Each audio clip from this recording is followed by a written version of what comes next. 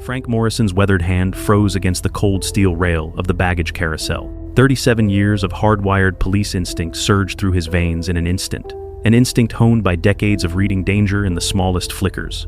Max, his German shepherd, had erupted into a frenzy, his deep growls rolling into a violent, desperate bark that tore through the sterile hum of the airport. The black Samsonite suitcase rotated slowly into view. Frank's half-drunk coffee cup slipped from his grasp, shattering across the polished floor. Porcelain shards scattered like brittle echoes of his own racing heartbeat. This wasn't just barking. No, Frank knew that sound. The raw, guttural alarm Max gave only when death itself was close. He had heard it twice before. Both times, lives were spared because Frank had listened. A woman gasped nearby, stumbling backward as her purse spilled open, lipstick tubes and keys clattering across the tiles. Max lunged against the moving carousel, his powerful frame slamming into the metal, claws screeching like knives.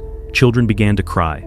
Shouts ricocheted through the terminal as security officers tried to control 200 panicked passengers, but the chaos only deepened. Frank's chest tightened. His breath came shallow, trembling, as he watched Max lower his body into the same protective crouch he once took outside Tommy's barracks the day before the explosion. Tommy. The name hit like a stone in his ribs. His son's letter was still folded neatly in his wallet, carried for 5 years. The words had burned themselves into Frank's soul. Dad, if anything ever happens, trust the dog. Always trust the dog. Lockdown Carousel 3. Frank's voice cracked through the noise, steady, commanding, undeniable. Decades of authority surged back to him, washing away the dust of retirement. The air shifted as officers froze mid-step, obeying the order instinctively. But as Frank's eyes fixed on that plain, unremarkable suitcase, his legs began to tremble. What had Max sensed? What silent horror was hiding inside? Frank Morrison had never imagined his twilight years would look like this, haunted by ghosts, tethered to a German shepherd, and carrying a heart stitched together by grief. At 68, the retired Denver detective existed more than he lived, confined to a cramped one-bedroom on the forgotten edge of town. The walls stood bare but for 3 photographs. Helen, his late wife, caught in a laugh in their kitchen. Tommy, proud in his marine dress blues, and the newest picture, Frank himself, a weary man with hollow eyes, shaking hands with a handler as Max was entrusted to him through the Veterans Affairs Therapy dog program. The apartment felt cavernous without Helen's voice echoing in it. Cancer had stolen her 2 years earlier, cutting away the last light in Frank's world. Afghanistan had already taken Tommy, hollowing Frank to the bone. Losing Helen felt like losing the permission to keep breathing. Many mornings, Frank sat at the kitchen table, fingers brushing the cold metal of Tommy's bronze star, staring at it until the silence pressed too heavy to bear. He'd whisper the same questions to the empty air. Was it worth it? Was any of it worth it? Then, on a snowy Tuesday 6 months ago, Max entered his life. 4-year-old German shepherd with his own haunted past.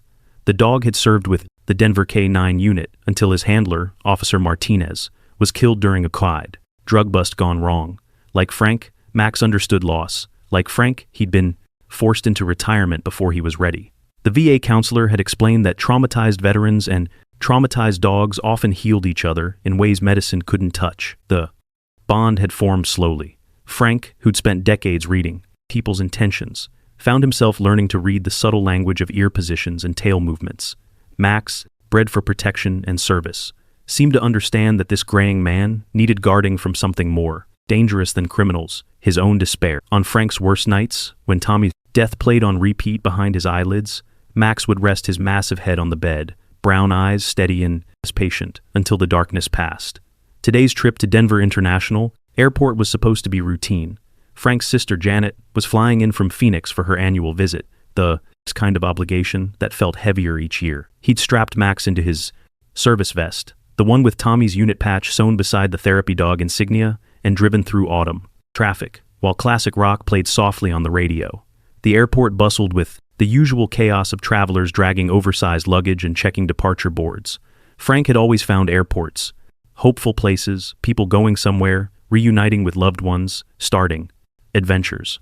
Today felt different. Max had been restless during the drive, ears pricked and alert in a way that reminded Frank of the dog's working days. Standing at Carousel 3, waiting for Janet's flight from Phoenix, Frank noticed Max's posture shift. The dog's training was never fully dormant. Frank had learned to read the difference between casual alertness and professional focus. Something in the baggage claim had triggered Max's deepest instincts, the ones that had kept Officer Martinez alive for 3 years before that final fatal day. The sign of trouble came as a low growl, rumbling from Max's chest. so deep, Frank felt it vibrate through the dog's service harness. They'd been standing at Carousel 3 for barely 10 minutes when the black Samsonite suitcase emerged from the chute, unremarkable, except for how it made Max's entire body go rigid. Frank had seen this stance before. Max's alert position from his K9 days, the one that meant danger. "Easy, boy," Frank murmured, but Max wasn't listening. The German Shepherd's focus had narrowed to a laser point on that single piece of luggage as it rode the carousel past them.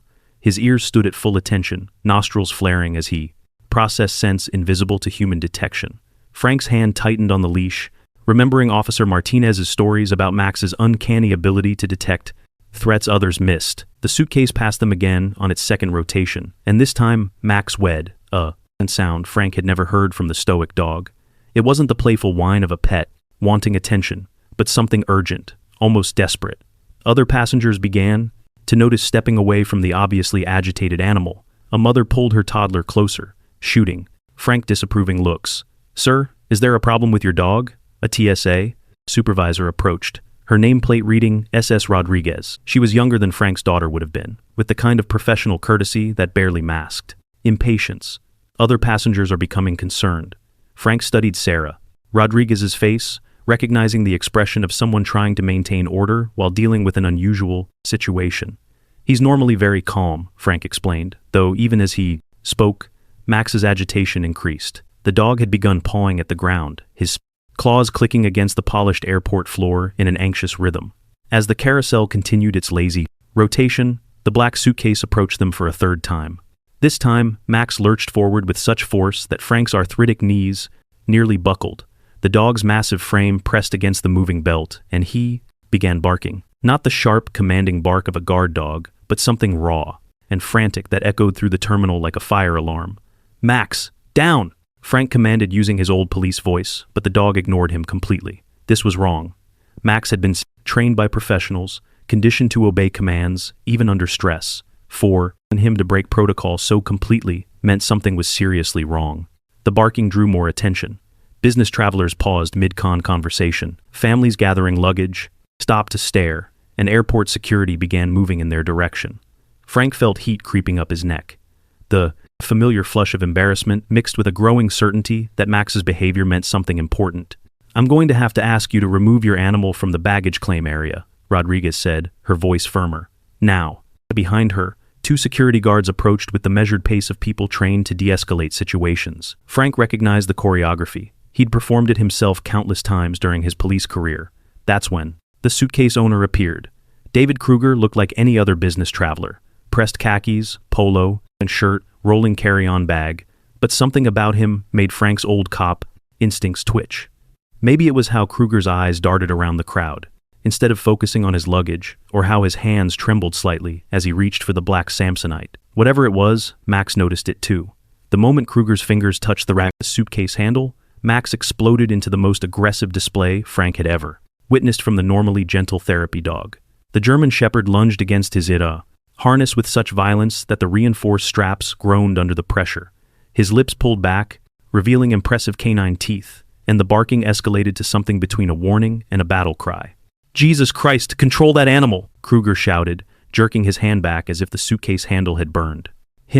His reaction seemed extreme for someone simply startled by a barking dog. Frank noticed how Kruger immediately stepped backward, putting distance between himself and Max rather than trying to claim his luggage. "Sir, I need you to step away from the carousel," one of the security guards instructed Frank, while the other positioned himself between Max and the growing crowd of onlookers. The situation was escalating beyond a simple disturbance. Frank could see it in Rodriguez's expression as she spoke, rapidly into her radio, calling for backup. But Frank couldn't shake the feeling that backing down would be a mistake. Max had saved Officer Martinez's life 3 separate times by detecting threats before they became deadly. The dog's training, his instincts, his very DNA had been shaped by generations of breeding for protection and detection. If Max was this agitated, there was a reason. "Ma'am," Frank said to Rodriguez, drawing on every ounce of authority his decades in law enforcement had given him, "I think you need to take a closer look at that suitcase."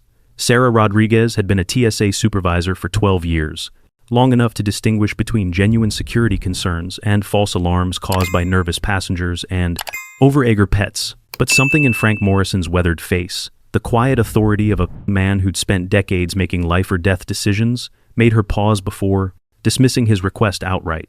"Sir, I understand your concern, but we can't X-ray passenger luggage without probable cause," she began, then stopped, as Max's barking reached a new pitch of desperation. The German Shepherd was now pressing his entire body against the carousel, as if trying to physically prevent the black suitcase from moving away. Frank felt his chest tighten, not the sharp pain of a heart attack, but the dull ache that had become his constant companion since Helen's death. His medication bottle rattled in his jacket pocket as he reached for it, hands trembling slightly from the stress of the situation. "That dog served 3 years with Denver PD," he said, his voice steady despite the chaos around them. "He's detected everything from explosives to missing persons.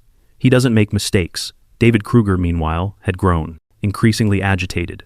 Sweat beaded on his forehead despite the airport's air conditioning, and he kept glancing toward the exit signs. "Look, I just want my luggage so I can catch my luggage flight," he said, but his voice carried an edge that made Frank's old instincts prick up. "This is ridiculous. It's just a suitcase." "Just a suitcase," Frank repeated, studying Kruger's face.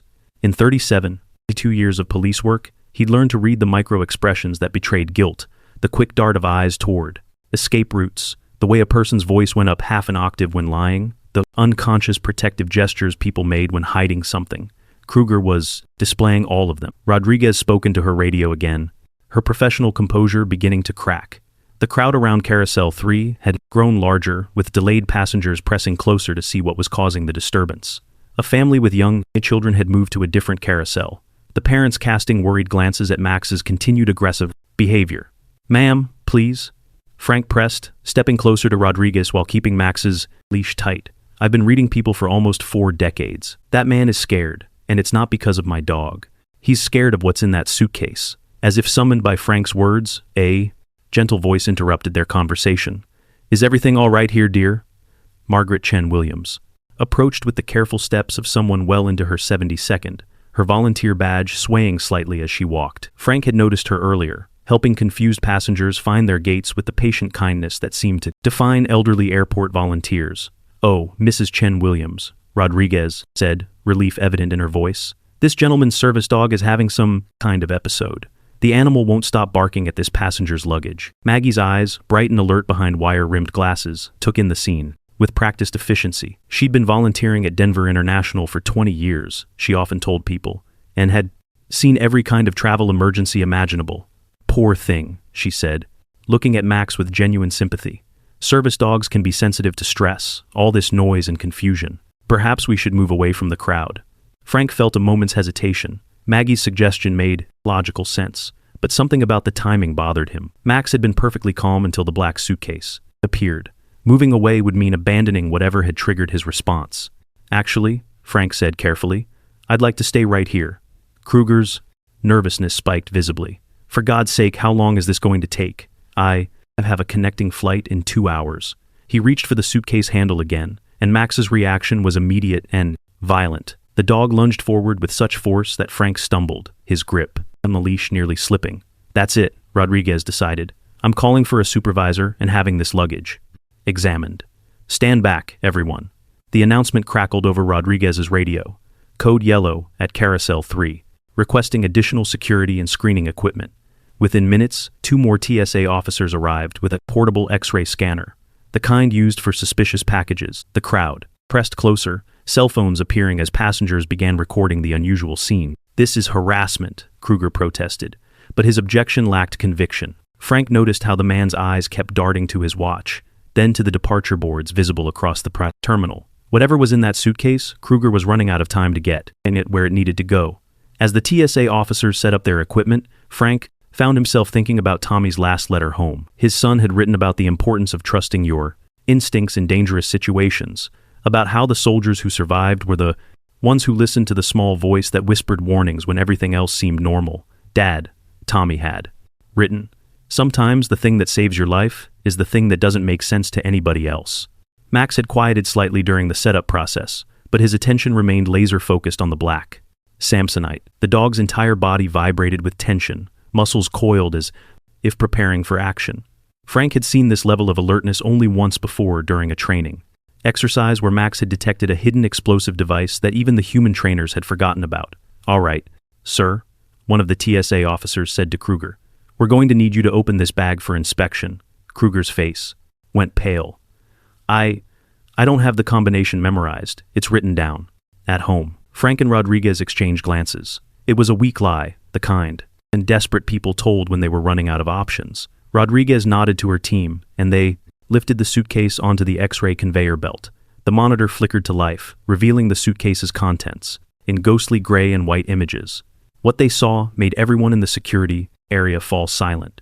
The X-ray monitor displayed something that made Sarah Rodriguez's breath catch in her throat. Among the expected shapes of clothing and toiletries, 3 small, unmistakably human forms lay curled in impossible positions within the suitcase. The images were grainy, but the distinctive outlines of children's bodies, knees drawn to chests, arms wrapped around themselves, were horrifyingly clear. "Jesus Christ," whispered one of the TSA officers, his hand instinctively moving to his radio. Rodriguez felt her professional training kick in, overriding the shock that threatened to paralyze her. She'd seen disturbing X-ray images before, weapons, drugs, even human remains, but nothing had prepared her for this. Frank stared at the monitor, his police experience helping him process what others couldn't quite comprehend. 3 children, probably between 6 and 8 years old, based on their size, packed into a suitcase like cargo. The implications hit him like a physical blow. Memories of missing children, cases flooding back, the frantic parents, the Amber Alerts, the photographs on milk cartons that haunted his dreams. Code red. Rodriguez spoke into her radio, her voice steady despite the tremor in her hands. "I need FBI, paramedics, and a full lockdown of Carousel 3.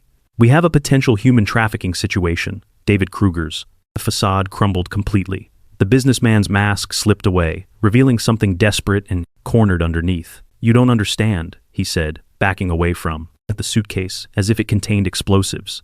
"I'm not. This isn't what it looks like." "Then what is it?" Frank demanded, stepping forward.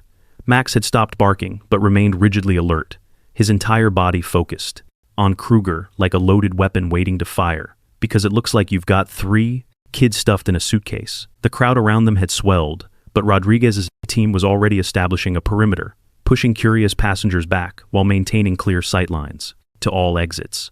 Frank recognized the choreography of a potential arrest situation, the careful positioning, the radio chatter, the way the personnel moved to block escape routes without appearing threatening. "Sir, I need you to put your hands where I can. See them and step away from the luggage," Rodriguez commanded, her voice carrying the authority of someone accustomed to compliance.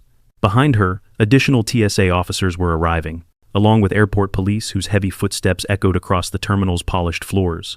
Kruger raised his hands, but his eyes kept darting between the security team and something beyond Frank's shoulder. Following his gaze, Frank spotted Maggie Chen Williams standing at the edge of the crowd, her elderly face creased with what appeared to be deep concern. Something about her expression bothered Frank, not shock or horror at the revelation, but something more calculating, more aware. "Ma'am, please, step back," one of the officers instructed Maggie, but she lingered, her attention focused not on the suitcase or Kruger, but on Frank and Max. Frank filed that observation away, his instincts telling him there were layers to this situation he hadn't yet uncovered. The paramedics arrived with controlled urgency, their equipment clattering as they prepared for the worst. The senior EMT, a woman in her 42nd with graying hair, approached Rodriguez. "How long have they been in there?" "Unknown," Rodriguez replied. "We need to open this thing carefully. If they're alive, they might be unconscious from lack of oxygen." Frank felt his chest tighten again, but this time it wasn't his heart condition. It was the weight of knowing that 3 families somewhere were missing their children. Probably had been for days or weeks. He thought of Tommy, of how frantic he and Helen would have been if their son had simply vanished one day.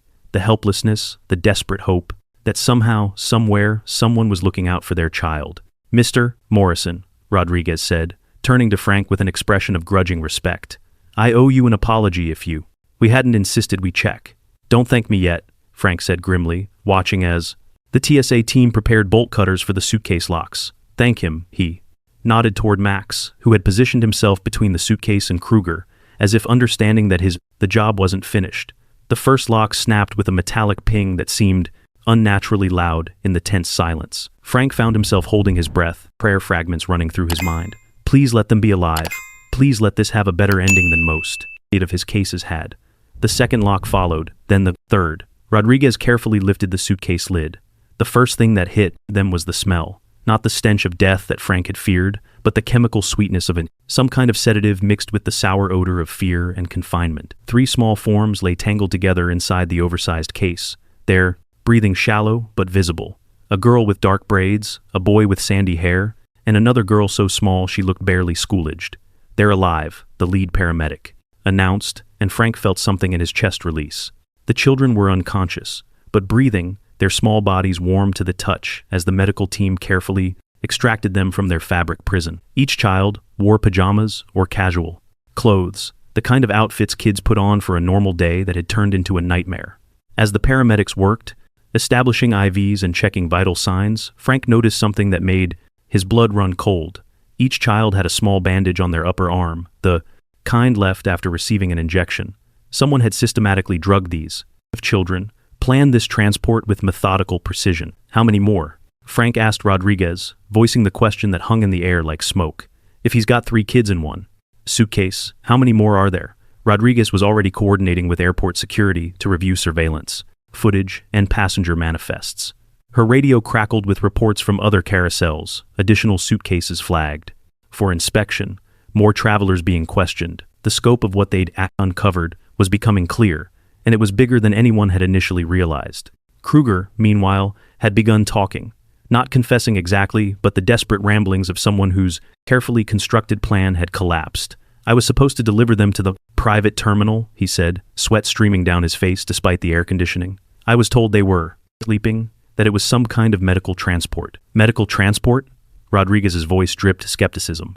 In a suitcase? I needed the money, Kruger continued, his voice breaking. My daughter, she needs surgery, and insurance won't cover it. They offered me $50,000 for one job, no questions asked. Frank studied Kruger's face, looking for tells. The man was lying about something, but which part? The money was probably real. Desperate parents would do almost anything for their children's medical needs, but the ignorance felt manufactured too. Convenient. Who hired you? Frank asked, using his old interrogation voice. Give us names, locations, contact information. I don't know names, Kruger said quickly. Everything was done through encrypted messages, anonymous payments. I never met anyone face to face. It was then that Frank noticed Maggie had moved closer again. Close. Enough to hear every word of Kruger's statement. Their eyes met for a moment, and Frank saw something flicker across her expression. Not the concern of a worried volunteer, but something sharper, more calculating. The realization hit him like a physical blow. Maggie knew too much, was too convenient, too helpful. She'd appeared just as the situation was escalating, tried to guide them away from the suitcase, and now she was monitoring their investigation with the intensity of someone with a personal stake in the outcome. Mrs. Chen Williams, Frank said, carefully. How long did you say you've been volunteering here? 20 years, dear, Maggie replied, but something in her tone had changed. The grandmotherly warmth was still there, but underneath it, Frank detected a weariness that hadn't been present before. 20 years, Frank repeated. That's a long time. You must know this airport better than most employees. Rodriguez, catching something in Frank's tone, turned her attention to Maggie as well. The elderly woman seemed smaller, suddenly more fragile, but her eyes remained sharp and alert. Mrs. Chen Williams, we're going to need to speak with you as part of our investigation. Standard procedure for anyone who witnessed the incident. Of course, Maggie said, but Frank noticed how her hands trembled slightly as she adjusted her volunteer badge. I want to help in any way I can. Max, who had remained focused on Kruger throughout the rescue operation, suddenly turned his attention to Maggie. The dog's ears perked forward, and he took a step in her direction. Not aggressive, but alert in the same way he'd been with the suitcase. Frank felt the familiar tug of intuition, the same instinct that had told him to trust Max's initial warning. The first of the 3 children began to stir as the paramedics worked, her eyelids fluttering as whatever drug had kept her unconscious began to wear off. Frank knelt beside the stretcher, his voice gentle. Hey there, sweetheart. You're safe now. Can you tell me your name? The little girl's lips moved, but no sound came out. Her eyes, wide with confusion and residual fear, darted around the crowd of adults surrounding her. Frank recognized the look. He'd seen it in crime victims, the disorientation that came from trauma and chemical sedation. It's okay, Frank said softly. You don't have to talk right now. We're going to take care of you. But even as he comforted the child, Frank's mind was working through the implications of what they'd discovered. 3 children in one suitcase suggested a larger operation, something organized and systematic. The precision of the sedation, the timing of the transport, the use of commercial airlines. This wasn't a simple kidnapping, this was human. Trafficking on a scale that made his stomach turn. And somewhere in this airport, possibly standing within a few feet of where they now worked, were the people responsible for putting children in suitcases like pieces of luggage. The FBI arrived with the controlled chaos that Frank remembered from his police days. Black SUVs pulling up to the terminal, agents in dark suits moving with purpose through crowds of confused passengers. Special Agent Patricia Hayes took control of the scene with the kind of authority that came from years of handling the worst humanity had to offer. Frank watched her coordinate with local law enforcement, establishing a pylon command center in an unused gate area, while maintaining the investigation at Carousel 3. Detective Morrison, Agent Hayes approached him with a firm handshake. "I understand we have you and your partner to thank for breaking this. Open." She nodded toward Max, who remained alert beside Frank's chair. The German Shepherd had barely moved since the children were discovered, his attention divided between monitoring the crowd and watching the medical team work on the young victims. Frank felt a familiar pang at being called detective again, a title that had defined him for almost 4 decades. "Max did the real work," he said, scratching behind the dog's ears. "I just finally learned to listen to him." The 3 rescued children had been rushed to Denver Children's Hospital, but not before Agent Hayes had managed to get basic information from the oldest girl, Emma, who had regained consciousness during transport. Her whispered words had sent shockwaves through the investigation team. "There are more of us. They said we were going on an airplane to see new families." "How? Many more?" Hayes had asked gently, but Emma had slipped back into unconsciousness before she could answer. Now, 4 hours after the initial discovery, the scope of the operation was becoming terrifyingly clear. Airport security had identified 12 additional suspicious pieces of luggage across 4 different carousels, each one flagged by sniffer dogs brought in from the Denver Police Department. 8 more children had been found, ranging in age from 5 to 10, all sedated, but alive. The medical team had set up a triage area in a cordoned-off section of the FAST terminal, working frantically to stabilize victims who had been drugged and confined for unknown periods. Frank sat in the makeshift command center, his chest tight from the stress and his arthritis aching from hours of standing. Max lay at his feet, the dog's vigilance never wavering despite his exhaustion. Through the floor-to-ceiling windows, Frank could see news vans beginning to gather in the parking area, their satellite dishes extended like metallic flowers reaching toward the sky. Mr. Morrison, Agent Hayes sat down across from him, her expression grave. "We need to talk about Mrs. Chen Williams." Frank had been expecting this conversation. Maggie's behavior during the crisis had been off, too convenient, too knowledgeable, too calm for someone witnessing such horror for the first time. "She's not who she appears to be," Frank said simply. "No, she's not." Hayes pulled out a tablet, swiping to a series of photographs. Margaret Chen Williams, 72 years old, has been volunteering at this airport for 20 years. Clean background check, model citizen, beloved by staff and passengers alike. She paused, meeting Frank's eyes. But 3 years ago, her 8-year-old granddaughter, Emma, disappeared from a playground in Aurora, never found. The information hit Frank like a physical blow. A missing grandchild explained everything. The desperation, the willingness to be involved in something unthinkable. The calculated way she'd tried to manage the situation when Max first started. Barking. "She's working with them," he said, the words tasting bitter. "Oh, we think she's been recruited," Hayes corrected. "These organizations target people with specific vulnerabilities.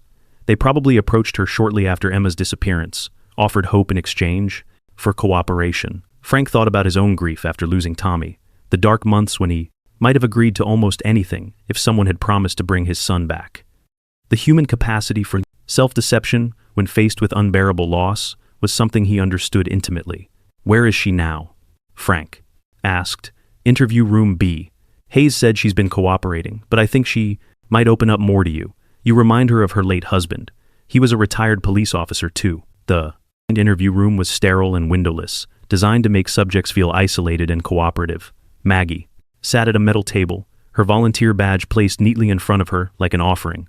She looked smaller than she had in the terminal, more fragile, but her eyes remained sharp and alert. When Frank entered with Max, her face crumpled with an emotion he couldn't quite identify. Relief, perhaps, or resignation. "I've been expecting you," she said, softly, her voice carrying the weight of someone who had been carrying secrets too long. "That beautiful dog of yours. I knew, didn't he?" He could smell the guilt on me. Frank sat across from her, Max settling at his feet. "Tell me about Emma," he said gently, using the voice he'd perfected during thousands of interviews with victims and families. Maggie's hands trembled as she opened her purse, pulling out a photograph that had been handled so many times, the edges were soft and rounded. The picture showed a gapped girl with pigtails grinning at the camera while holding an ice cream cone. "She was everything to me after Harold died," Maggie whispered. "My daughter works 2 jobs, so Emma spent every afternoon with me. We'd bake cookies, work in the garden, read stories." "What happened the day she disappeared?" "Playground at Sunset Park. I was watching her on the swings when my phone rang. My doctor's office about Harold's medical bills. I turned away for maybe 2 minutes." Maggie's voice broke. "When I looked back, she was gone. Just gone." Frank had worked enough missing children cases to know the statistics, the grim reality that most kidnapped children who weren't found within the first 48 hours never came home. But he also knew that families never stopped hoping, never stopped believing that somewhere, somehow, their child was alive and waiting to be rescued. "When did they contact you?" he asked. 6 months after Emma disappeared. The police had stopped returning my calls. The media had moved on to other stories, and I was volunteering here just to feel useful. A woman approached me in the food court, said she had information about Emma. Maggie wiped her eyes with a tissue that had seen better days. She showed me a photograph. Emma, in what looked like a school uniform, holding a sign with the current date. "She was alive, Mr. Morrison. My granddaughter was alive. What did they want in exchange for the information?" "Help," Maggie said simply. "They said Emma was being held by people who moved children through airports and that I could help save her and others by providing inside information, airport layouts, security schedules, which employees could be trusted and which couldn't." Frank felt his heart break for this woman who had been manipulated by professionals who understood exactly how to exploit grief. "How long have you been helping them?" 2.5 years, Maggie admitted. "At first, it was just information, which flights were delayed, which security checkpoints were understaffed. Then, they asked me to help with luggage, to make sure certain bags weren't inspected too carefully. Did you know what was in the suitcases?" Maggie's silence stretched for nearly a minute before she spoke. "I suspected," she whispered, "but they kept showing me updated pictures of Emma, kept promising that if I helped just a little longer, they'd tell me where she was. They said she was in a special school, that she was safe, but couldn't come home until the people who took her were caught." "Maggie," Frank said gently, "when was the last time you saw a recent photo of Emma?" Her face crumpled completely. 8 months ago. When I asked for proof of life, they said she was being moved to a new location for her safety. They promised new pictures soon, but she looked up at Frank with eyes that held a terrible understanding. "She's dead, isn't she?" "Emma's been dead this whole time." Frank reached across the table and took her weathered hand in his. "I don't know," he said honestly, "but Agent Hayes is going to use the information you provide to find out whatever happened to Emma. You can help make sure no other children suffer the same fate." Through the interview room's observation window, Frank could see Hayes and her team working frantically, using Maggie's information to map out the trafficking network that had been operating under everyone's noses for years. Phone calls were being made to FBI field offices across the country. Warrants were being prepared, and a coordinated raid was being planned for locations Maggie had helped the traffickers access. "Mr. Morrison," Maggie said as Frank prepared to leave. "That day when your dog started barking, part of me was relieved. I've been praying for 3 years that someone would discover what I was doing, that someone would make me stop. I love Emma more than my own life, but those children today, they're someone else's Emma's doc. They deserve to go home to their families." As Frank left the interview room, Max pressed against his leg in the pry. The way the dog had learned provided comfort during difficult moments. Frank thought about the 11 children currently receiving medical care at Denver Children's Hospital, about the families who would soon receive phone calls telling them their missing children had been found. He thought about the families who might never receive such calls, whose children had disappeared into networks that specialized in making people vanish completely. An investigation was far from over. Hayes had explained that this was likely just one small piece of a much larger operation, that the people who had recruited Maggie were themselves probably middle management in an organization that spanned multiple countries. But for today, 11 children were alive, who might otherwise have disappeared forever. Frank's phone buzzed with a text from his sister Janet. "Saw the news. Are you okay?" He realized he'd completely forgotten about her arrival, the original reason he and Max had been at the airport. Another text followed. "Took a cab to your place. So proud of you, big brother." As he walked through the terminal with Max at his side, Frank noticed how different the atmosphere had become. What had started as a normal travel day had transformed into something resembling a crime scene, with FBI agents interviewing passengers and airport employees, security guards checking every piece of luggage with new scrutiny, and families clutching their children a little tighter as they passed through the terminal. The media had set up a staging area outside, and Frank could see reporters doing live broadcasts with the airport in the background. By tomorrow, the story would be national news, sparking conversations about airport security, human trafficking, and the importance of paying attention when something doesn't feel right. But tonight, 11 families were going to get their children back. Tonight, Max would sleep in his bed beside Frank's port, both of them having completed the most important work of their lives. And, somewhere in a federal prison, Maggie Chen Williams would begin the long process of atoning for her choices, while helping investigators dismantle the network that had exploited her grief. Frank looked down at Max, whose tail wagged once, a small gesture of satisfaction from a dog who understood that his job was done, at least for today. The call came at 3:47 a.m., jerking Frank from the first peaceful sleep he'd had in months. Agent Hayes's voice was tight with exhaustion and something else, a controlled fury that spoke of discoveries too terrible to process easily. "Mr. Morrison, I need you and Max at the hospital. We've got a situation." Frank dressed quickly, his arthritic joints protesting the sudden movement. Max, sensing urgency, was already at the door with his service vest in his mouth, a habit the dog had developed during his K9 days. The drive through Denver's empty streets gave Frank time to imagine worst-case scenarios, each one more horrifying than the last. Denver Children's Hospital at dawn looked like a fortress under siege. News vans lined the parking lot, their satellite dishes creating a metallic forest against the pale morning sky. Security guards had cordoned off the main entrance, directing Frank and Max through a side door where Agent Hayes waited with an expression that had aged years since the previous afternoon. "3 of the children died during the night," she said without preamble, her voice barely above a whisper. "The sedatives they used caused respiratory depression. The younger one's systems couldn't handle it." Frank felt the words hit him like physical blows. 3 families who had hoped for reunion were now planning funerals instead. He thought of those small faces on the stretchers, the way the littlest girl had looked so peaceful in her unconsciousness, unaware that she would never wake up. Emma Patterson, age 6, Marcus Williams, age 5, and Sophia Reyes, age 7. Hayes continued, reading from a tablet with shaking hands.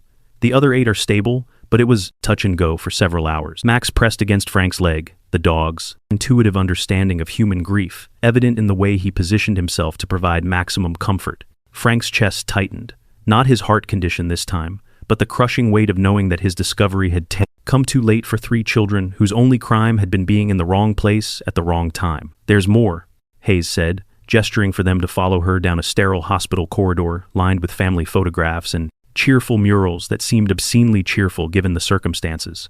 "The surviving children have been talking what they've told us. Frank, this operation is bigger than we ever imagined." They entered a conference room where FBI agents were coordinating with local police, social services, and medical staff. The walls were covered with maps, photographs, and timelines that painted a picture of systematic horror. Frank recognized the organized chaos of a major investigation, the way dedicated professionals tried to make sense of incomprehensible cruelty.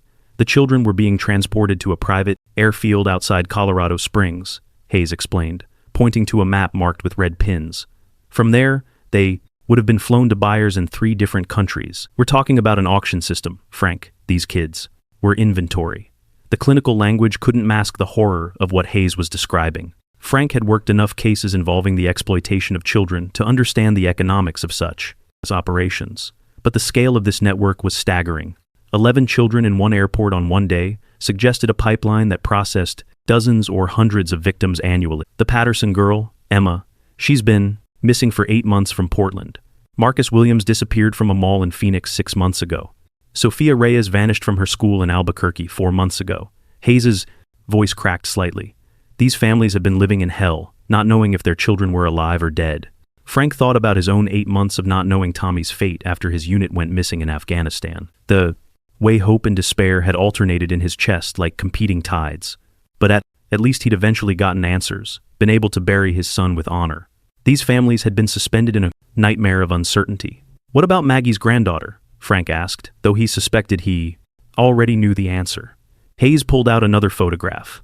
This one clearly a crime scene image. Emma Chen was found, deceased in a Nevada landfill 2 years ago. Dental records confirmed the identification last night. Maggie was helping the people who killed her granddaughter, and they kept her cooperation by making her believe Emma was still alive. The cruelty of it was breathtaking, to use a grandmother's love as a weapon to turn her grief into a tool for perpetuating more grief. Frank understood now why Maggie had looked so relieved when the truth finally came out. She'd been carrying the weight of complicity without understanding the full scope of what she was enabling. "Where is she now?" Frank asked. "Protective custody at the Federal Detention Center. She's cooperating fully, but we're worried about retaliation from the network. She knows too much about their operations to be safe in general population." A nurse entered the conference room, her scrubs wrinkled from a night of crisis management. "Agent Hayes, the Williams. The boy is asking for the dog that found him. He says he wants to thank Max for bringing him home." Frank felt something break open in his chest, not the sharp pain of his heart and condition, but the bittersweet ache of finding purpose in tragedy. Marcus Williams would never see his friend Sophia again, would carry trauma that might take years to heal, but he was alive and asking to thank his rescuer. They found Marcus in the pediatric wing, a tiny figure dwarfed by hospital equipment, but sitting up in bed with eyes that held more awareness than any 5-year-old should possess. His mother, a woman in her 32nd with exhaustion etched into every line of her face, looked up as Frank and Max entered. "Are you the policeman with the dog?" Marcus asked, his voice small but clear. The nurses said, "You found me." Frank knelt beside the bed, bringing himself to the boy's eye level. "Max found you," he said, gently. "He's a very smart dog who knew you needed help." Marcus reached out a small hand to pet Max's head, and the German Shepherd responded with the gentle demeanor he'd perfected during his therapy training. "Thank you for not giving up on me," Marcus whispered to the dog, and Frank had to turn away to hide the tears that threatened to overwhelm him. "Mr. Morrison," Marcus's mother said, her voice thick with emotion. "The doctor," he said, "my son might have died if you hadn't found him when you did. The sedatives, they were causing organ failure." Frank thought about the 3 children who hadn't made it, whose families were facing a different kind of phone call this morning. "I'm just sorry we weren't faster," he said, meaning it, with every fiber of his being. As they left the hospital, Frank felt the full weight of what they'd accomplished and what they'd failed to prevent. 8 children would go home to their families, but 3 would not. A trafficking network had been exposed, but other networks certainly existed. Maggie Chen Williams would face justice, but justice couldn't bring back her granddaughter or erase her years of unwitting complicity. Max trotted beside him through the hospital parking lot, the dog's natural dignity intact, despite the exhaustion evident in his movement. Frank realized that in the span of 18 hours, both of their lives had been fundamentally changed. They were no longer just a lonely old man and his therapy dog. They were partners who had looked into the abyss of human cruelty and managed to pull some light out of the darkness. The morning sun was painting the Rocky Mountains in shades of gold and pink, a beauty that seemed almost insulting, given the night's revelations. Frank thought about Tommy's letter again, about trusting instincts and showing up when it mattered. Yesterday, he and Max had shown up. 3 children had died anyway, but 8 had lived. In the mathematics of tragedy, Frank supposed that had to count for something. The truth about Emma Chin came to light 3 days later, delivered by Agent Hayes in the same sterile conference room where they'd first mapped the trafficking network. Frank sat across from Maggie, who looked diminished in her orange jumpsuit, her volunteer badge replaced by federal prisoner identification. The woman, who had spent 20 years helping lost travelers find their way, had herself been lost for the past 3 years, navigating by a star that had been extinguished long before she'd started following it. Emma was found in Clark County, Nevada, on the 15th of March, 2 years ago, Hayes said gently, placing a manila folder on the table between them. The medical examiner's report shows she died approximately 6 months after her disappearance. She was buried as Jane Doe number 47 until dental records confirmed her identity yesterday. Maggie's hands trembled as she opened the folder, her eyes scanning the official documents that spelled out the end of her granddaughter's story. Frank watched her face crumble as the full scope of her manipulation became clear. 3 years of believing Emma was alive. 3 years of helping the very people who had killed her. 3 years of hope built on the foundation of her granddaughter's grave. "They knew," Maggie whispered, her voice barely audible. "All this time, they knew she was dead, and they let me believe. They used my love for her to make me hurt other children." Frank reached across the table and covered her weathered hand with his own. In 37 years of police work, he'd learned that the worst crimes weren't always committed by monsters. Sometimes they were committed by broken people who'd been expertly manipulated by monsters. Mrs. Chen Williams, Agent Hayes said, her voice carrying the weight of someone who delivered too much bad news to too many families. We need you to understand something important. The organization that recruited you as part of an international network that we've been tracking for 5 years.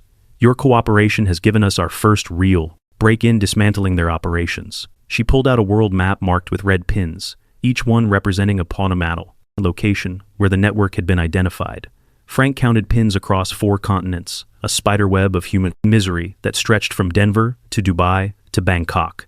The man who contacted you initially, the one who called himself Michael Torres, we now know his real name is Viktor Kov, a former Soviet intelligence officer who specializes in psychological manipulation. He's wanted by Interpol for crimes in 17 countries. Maggie stared at the map, her finger tracing the lines between pins, as if trying to understand how her small act of desperation had connected her to something so vast and terrible. I thought I was saving Emma, she said, her voice hollow. I thought I was being brave. You were being human, Frank said firmly. These people are professionals at finding people's breaking points and exploiting them. They probably watched you for months before approaching you, studying your routines, your vulnerabilities, your love for Emma. Agent Hayes nodded, pulling out surveillance photographs that showed Maggie at various locations around the airport, the food court, the information desk, the volunteer coordination office. They documented your movements, identified you as someone with access and motivation. The woman who initially approached you, the one who showed you the fake photos of Emma, was a specialist in recruitment. Her real name is Dr. Sarah Petrov, and she has a PhD in psychology from Moscow University. The clinical precision of Maggie's exploitation was staggering. Frank thought about his own vulnerable period after Helen's death, how desperate he'd been for any connection to meaning or purpose. If someone had approached him then, with promises of bringing Tommy back, would he have been strong enough to resist? There's something else, Hayes continued, her expression growing even more serious. The network has been operating for at least a decade, and we estimate they've trafficked over 2,000 children during that time. Most of those children are still missing. The number hung in the air like smoke from a funeral pea. 2,000 children who had vanished into a system designed to erase their identities, their histories, their connections to everyone who loved them. 2,000 families living in the same hell that had consumed Maggie for 3 years. But here's what's changed, Hayes said, spreading out a new set of documents. Your information has allowed us to identify 17 other volunteers like yourself across different transportation hubs, people who were recruited under similar circumstances, using similar psychological profiles. We've been able to flip 12 of them in the past 72 hours. Frank felt a spark of something that might have been hope. Meaning, we're planning simultaneous raids across 6 countries tomorrow at 6 a.m. Eastern Time. Every major hub this network has been using, every safe house we've identified, every financial bank account we've traced. Hayes' voice carried the controlled excitement of someone who'd been hunting predators for years and finally had them in her sights. Maggie looked up from the photographs, her eyes reflecting a complex mixture of grief and determination. What do you need from me? Everything, Hayes said simply. Every contact, every procedure, every detail. You can remember from 3 years of cooperation. The prosecution of this network is going to require testimony from people like you, people who were victimized by their recruitment methods. Frank understood what Hayes was really asking. Maggie would have to relive 3 years of unwitting complicity, would have to testify in open court about how her love for Emma had been weaponized against other children. She would have to face the families of victims, knowing that her actions had prolonged their suffering. Will it bring the children home? Maggie asked, her voice carrying the weight of someone who understood that redemption came with a price. Some of them, Hayes admitted, we've identified locations where we believe active victims are being held, but others have been in the system for years. We may never find them all. The conference room fell silent, except for the hum of fluorescent lights and the distant sounds of hospital activity beyond the walls. Frank thought about the 8 surviving children who were beginning their long journey home, about the 3 who would never make that journey, about the thousands more who remained trapped in a network that treated human beings as commodities. I'll do whatever you need, Maggie said finally, her voice steady despite the tears streaming down her face. Emma is gone, and I can't bring her back. But maybe I can help bring other children home to their families. Agent Hayes gathered her files and prepared to leave, but Frank remained seated across from Maggie. There was something else he needed to say, something that went beyond the official investigation and touched the deeper questions of guilt and forgiveness that would follow both of them for the rest of their lives. Maggie, he said quietly, I want you to know something. After Tommy died, I spent 2 years angry at everyone. The Marines for sending him to Afghanistan, the terrorists who planted the bomb, myself for not trying harder to talk him out of enlisting. That anger nearly killed me before I learned something important. She looked at him with eyes that had aged decades in the past few days. What?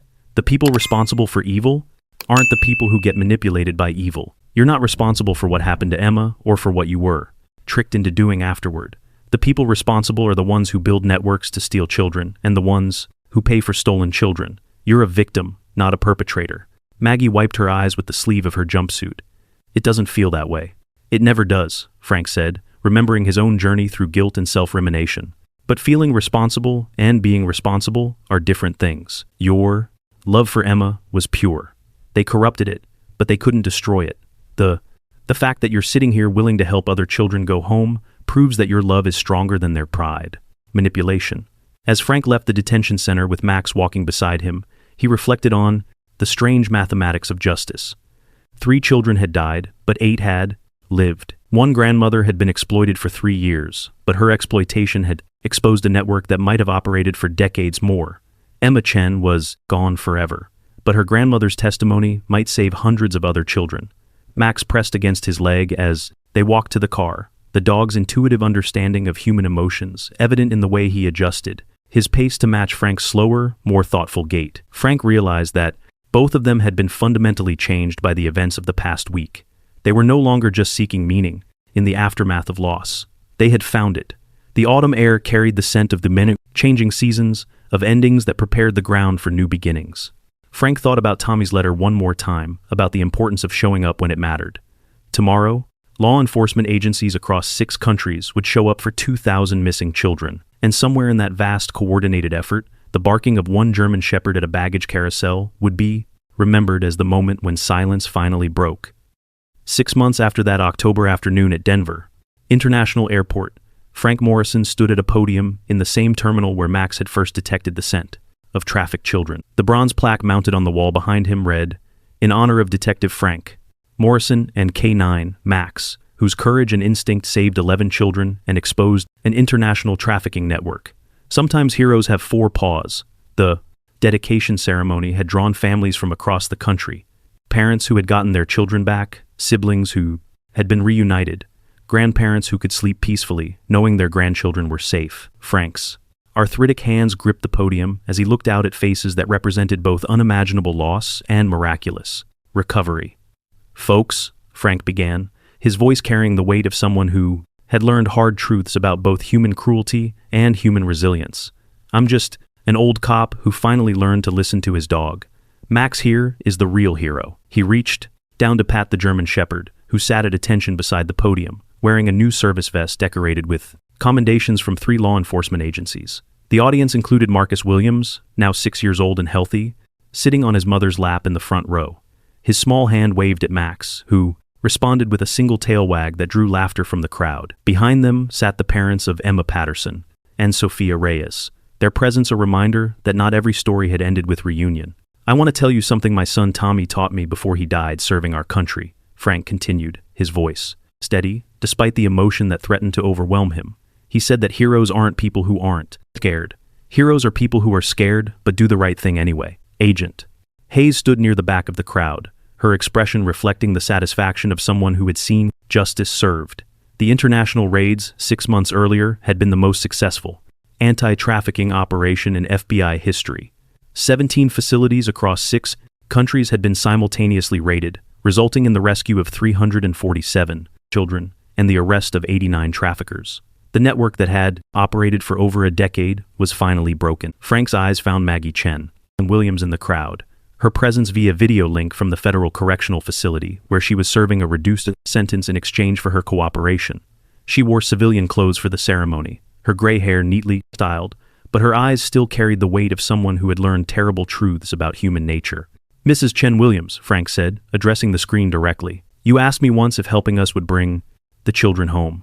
Today, I can tell you that 347 children have been reunited with their families because you found the courage to tell the truth." Emma would be proud of her grandmother. Maggie's image on the screen nodded, tears visible on her face. In the months Since her arrest, she had become an advocate for trafficking victims within the prison system, helping authorities identify other women who had been manipulated by similar recruitment tactics. Her testimony had been instrumental in securing convictions against the network's leadership. The ceremony included the presentation of awards to various law enforcement personnel, but Frank's attention kept returning to the families in the builder audience. The Williams had started a foundation to help trafficking victims reintegrate into society. The Patterson family had lobbied successfully for new legislation requiring enhanced screening procedures at major airports. The Reyes family had established a scholarship fund for children who had survived trafficking. 6 months ago, Frank said, returning to his prepared remarks, Max and I were just a lonely old man and his therapy dog, trying to find meaning after losing the people we loved most. Today we understand that sometimes the best way to honor the dead is to protect the living. Dr. Jennifer Walsh, the child psychologist who had worked with the rescued children, approached the microphone to speak about their recovery. Trauma doesn't disappear, she explained to the audience, but it can be transformed into strength with proper support and love. These children have shown remarkable resilience, and their families have created networks of support that extend far beyond their immediate relationships. Frank thought about his own journey through grief and recovery. Max had been assigned to him as a therapy dog designed to help him cope with depression and PTSD. Neither of them could have anticipated that their partnership would evolve into active crime fighting, that Frank's police instincts and Max's detection abilities would combine to create something greater than the sum of their individual parts. The airport's head of security, Captain Rodriguez, spoke about the new protocols that had been implemented following the investigation. K-9 units now conducted regular sweeps of baggage claim areas. Volunteer background checks had been enhanced, and a new alert system allowed staff to quickly report suspicious behavior without disrupting normal operations. The truth is, Frank said, as he concluded his remarks, none of us can predict when we'll be called upon to make a difference. 6 months ago, I thought my days of serving others were over. I was wrong.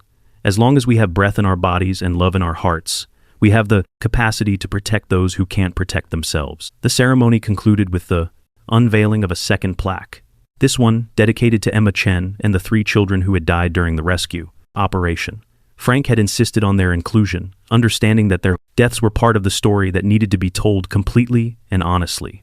After the formal program ended, Frank found himself surrounded by families wanting to thank him and Max personally. Each conversation was a reminder of the ripple effects that had emerged from that October afternoon.